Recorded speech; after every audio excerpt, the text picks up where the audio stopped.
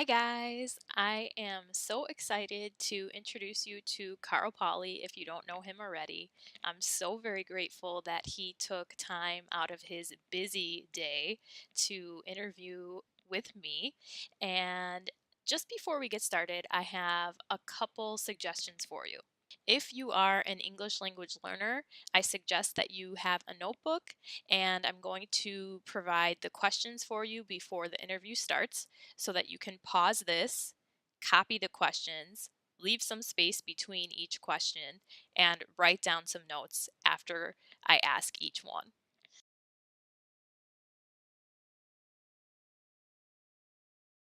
Second, I suggest that you check out my blog about this video because Carl offers so much valuable information and advice that I wanted to write about it and offer more suggestions on how to apply his advice. Okay, let's get started with the interview. So, as you may know, I posted on Instagram, if you guys follow me on Instagram, that I'm interviewing someone today. His name is Carl Paoli, and I know him just basically through online connection, but I first heard of him when I was doing CrossFit. If you don't know what CrossFit is, it's a type of workout where you do Olympic weightlifting and you do like a HIIT type exercises, you get high intensity kind of exercises. So he was in that community posting videos and showing us, how to do certain movements. He has a background in gymnastics, and as I started following him, I learned that he's actually trilingual, and I thought he would be great to interview and motivate you on how to stay inspired, determined, and persevere in your language learning. So, Carl, can you tell us a little bit more about you? Anything that I missed or anything else that you want the audience to know? Yeah, I think I realize now how fortunate I am to be trilingual, and it wasn't one of those things that I necessarily personally pursued. I was Yeah. I was fortunate to have been born in the U.S. My parents are Swedish, and then I grew up in Spain. So I got to Awesome. experience these three different cultures and languages at an early age, and that kind of stuck with me until today, the present day. So yeah, I'm excited to talk about these things with you and to cover whatever ground you want to cover. Great. So, I want to know a little bit more about how you were exposed to three languages. Can you give us like some more background information? Yeah, so both of my parents are Swedish, Okay. and I was born in the U.S. So from the age 0 to 3.5, Okay. I spoke Swedish at home. And then I was exposed to hearing English outside of the house and maybe could communicate to some degree, but just to the capacity of a 3-year-old. Right, right. Then at the age of 3.5, 4, we moved to Ecuador. And in Ecuador, now I started not going to preschool, but there was at least some kind of schooling happening. So I was exposed to listening and hearing Spanish. And at the same time, we were in a community of expats that were from the US and Okay. Sweden and other countries. So I grew up around different languages. And then eventually after that, we moved to Spain. And in Spain, now I got completely immersed with the Spanish culture. And that's where I went to school and studied Spanish, of course, in Hmm. school and writing, reading, my rational thinking, processing, my code was 100% Spanish. Can I ask, how is it that your family ended up living in so many different countries? I don't know if you're comfortable Yeah, sharing that or not, but I of just think course, it's a I'm it's a completely open. fascinating, I don't know, it's a fascinating story to me because most people don't live abroad in so many different places. Yeah, I think my both my parents were always open to adventure and keen to explore, and my dad was a businessman who was exploring different ways of being able to live different lifestyles and support the family and give the family an experience that maybe slightly different and eye-opening. So he created an exchange program for students, Swedish students, to come to the U.S. and that's how we originally came here. And then here he started exploring other avenues, and eventually the U.S. being this superpower country that has everything, and it almost became boring and too safe. So there was more to it, where he felt like, I want to go and explore South America and see what's going on down there. So we went down to Ecuador, lived there, and he would travel back and forth to the U.S. for work, and then eventually life hit, and we ended up in Spain, where there was an opportunity for my dad to continue to work and to raise a family. There were five of us, five kids, four at the time when we moved to Spain, and then eventually my younger sister was born. So that's a big family to support. Yeah. So there was always this urge and need of exploring, and the curiosity of what is out there, and at the same time having to be practical and have some sort of utility to the decisions that we were making as a family, to be able to continue to provide for the kids, and Right. for the kids to have a base that is safe and grow on. Okay. Great. Interesting story. So then, how did you? To me, you sound like a native English speaker, and I assumed Hmm. that English was actually your first language. So how did that happen? Yeah, it's interesting. So if we just rewind to 2004, when I moved to the US, I could speak some English, but it was very basic English. In fact, Tanya, who is now my wife, when she first met me, she thought I had some sort of problem, because I couldn't I couldn't speak the language properly. But so she thought, this guy, he sounds like he's speaking English, but he's really not. It sounds kind of funny. But all it was that I couldn't really speak Right. English. I didn't have the vocabulary. And it's funny, because now thinking about it, when I had to call for a service, I would wait for the automatic response system to give me the option of press 2 for Espanol. Yes. So I would always go for that option too, because I couldn't understand what they were saying. There were so many technicalities and words that weren't there. But the big thing was that growing up as a gymnast and doing artistic gymnastics, being exposed to ballet and the artistry of movement, I became an imitator. So I started imitating inflection and tone and body language. And that allowed me to present myself as if I were fluent in Right. a language, without actually knowing as much as most people do. And still today, I tell people, I say, I'm not really sure what that word means, so I'm going to have to go look it up. But they think, of course, oh, Carl is so eloquent. He knows all the words, and he can do this thing.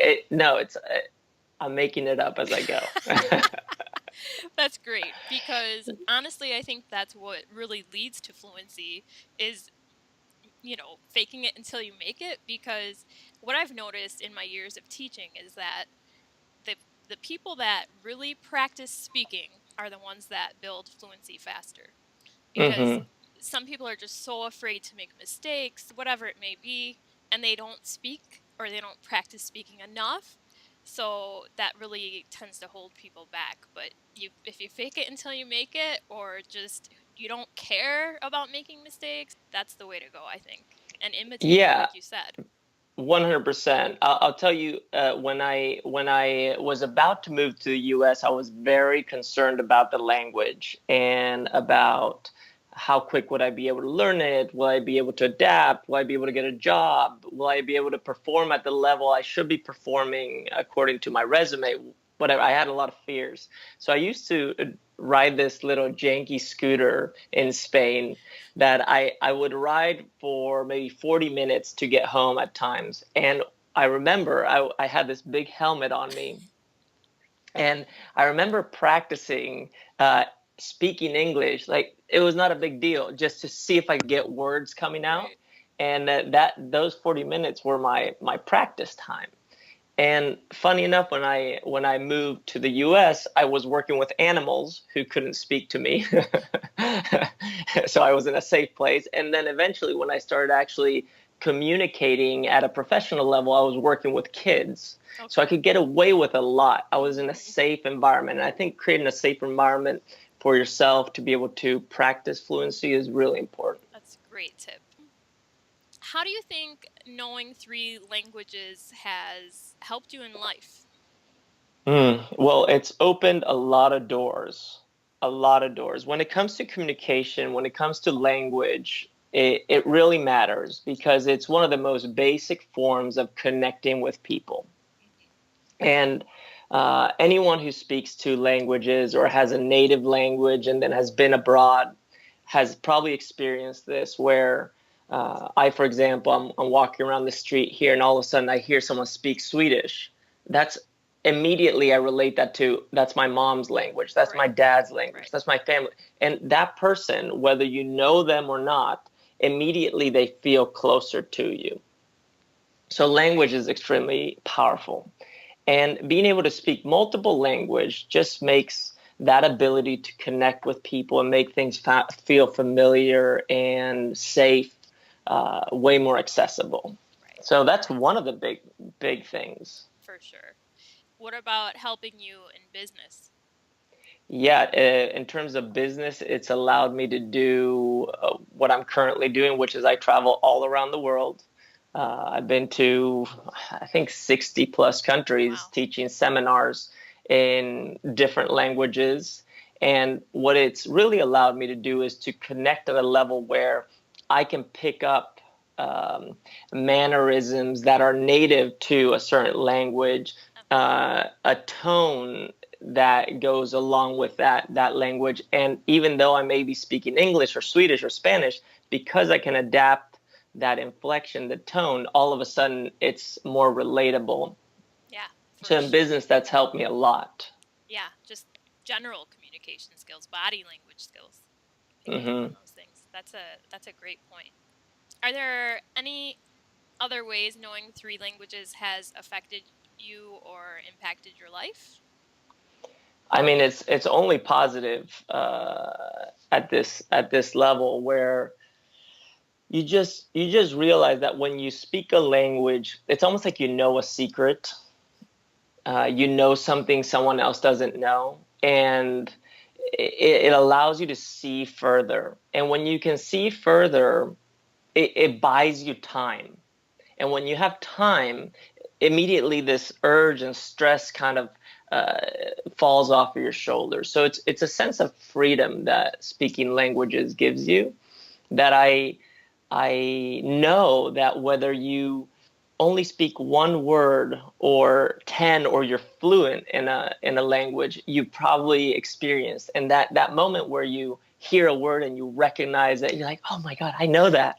uh, that's the level that you are constantly building on, and it's Yeah. it's amazing. Yeah, it's just a sense of freedom. What about staying focused and motivated? What advice can you offer to students about that? Yeah, you need to just make it kind of fun, and it's not an obligation. You don't have to do this. No one's really making you do it. Right. But if you feel like it's something that you would benefit from doing, then of course there's some steps that you need to take, and you're going to struggle. But being able to incorporate learning anything, in this case a language, into something that you find entertaining, whether it's maybe singing karaoke, I don't know, it could be something like that, or talking to yourself, or talking to a friend, or making sure that you are surrounded by people that are willing to give you feedback in a way that feels good. For example, when I moved to Singapore for a while, they spoke English in Singapore, but one of the dialects in Singapore is Hokkien, and I would practice just different words and sentences. And of course, it started with funny things like bad words Of course, or of course. or some joke or something horrible that we would all laugh about. But Right. once you've laughed about a thing and you've kind of broken the barrier of trying, immediately that spirals into very simple things like hi and bye, how are you, good, I'm fine, I'm going here, how can I find, and all of a sudden you start developing the basics. So integrate it into your social environment, into something that feels fun. And if you can't find that, keep exploring, Right. because we all have something that we enjoy doing and we can all incorporate it into that. And it only takes 2 minutes, 5 minutes, 1 minute, and that sticks there. It's like a song that's on repeat. And eventually it's like when you see something for the first time, you think it's very unique. All of a sudden, when you've noticed it and you've actually become aware, you start seeing it everywhere, and all of a sudden it becomes part of you, and that's the beauty. So Yep. just know that it's right there. And if you're ever frustrated, just say it. Yep. I'm frustrated. Yeah. And Yeah. then tell someone about it, and then tell them exactly what you're frustrated about. And the process just unfolds. Yeah. What about an experience that you've had where you did want to give up, and what did you do? I mean, was that the exact process that you did, just making it fun, or can you give us an example? Yeah, I mean, even today, there's many things in work and life. I woke up this morning and it's Monday, and I was a little tired, and Hmm. I have this crazy to-do list, and I thought, you know what? All I want to do is just do something else, drink some coffee, and just give up. Okay, I just want to lie down. But you know what's happening is, oh, at 10 o'clock, I am having this awesome video conference where we're going to talk about languages. And whether I'm feeling good or not, I have this accountability. Right. And within this accountability, immediately you and I are connecting, we're talking to each other, and we're doing something. And this is just revving my engines and getting me Good. going. So become accountable to something, and try something different, like this is Right. different. Right. For And sure. yeah, you will find a spark that will continue to push you forward, and you need to do that daily. Yeah, for sure. I like what you said about finding something different or taking a different approach. I think, we're creatures of habit and we just kind of do the same thing over and over. And of course, it's going to get boring or we're going to get frustrated. But then when you try a different approach, you're like, oh, wow, I can do this. I can try it this way and it's working. So, great advice. Exactly. Okay. So, now just to wrap up, is there any further advice that you want to give people? Some closing words of encouragement? Yeah, I would say, if if anything, it's practice, train it, apply it every day. And what I mean by that is, if you learn a word or a rule within a language, practice that in your head, whether it's repeating something, whatever it may be. Just practice it, and then train it, put it into action, and then apply it is when you bring it back to yourself. It's bring it back to the practice, bring it back to continuing to learn, and allow that to build on who you are. And I think that's something you just have to do daily.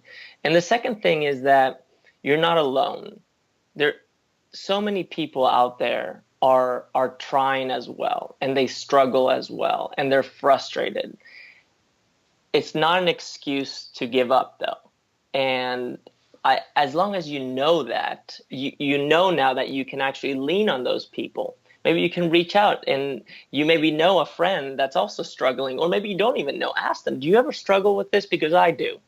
Right. And as soon as you connect at that level, you realize that you'll have support. And when you have a support system, it goes back to the accountability. You have this place to go where you feel like you belong. You can interact. It's all here. And with social media, with these types of interactions on YouTube, in the comments, introduce yourself, let people know what you struggle with. You will be surprised of what's on the other side. Yeah. So you said practice, train it, apply it. Hmm. Did you come up with that from somewhere else, or how did you think of that? That's just something I've been, as a coach who teaches movement, it's something I talk about all the time. It's Okay. when a word comes that maybe you can't pronounce, practice Hmm.